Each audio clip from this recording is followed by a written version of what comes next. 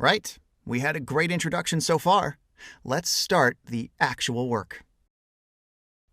Before diving into the data, we should always take a moment and think whether we have everything we will need for our analysis. For instance, in this case, we can see the period column merges the year and month when the transactions occurred. If we separate them, it will be easier to manipulate the data. Let's do that. I will insert two new columns in the left side of the sheet. One of them will contain months, and the other one will contain years. Fortunately for us, the column we want to split contains 6 digits at all times. The first 4 show the year, and then the last 2 show the month when the transaction was registered.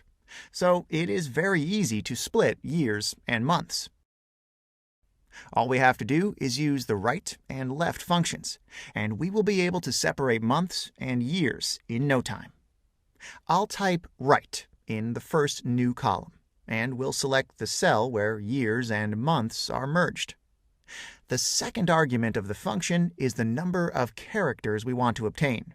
In this case, we're interested in getting the last 2 characters that stand on the right. Hence, I will write 2. OK.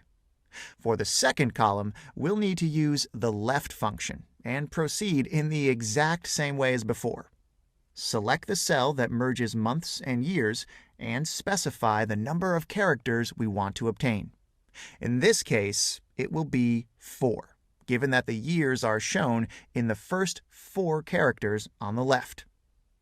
Let's copy these 2 cells and paste them for the entire table. This allows us to have the month and year when every transaction occurred in separate cells.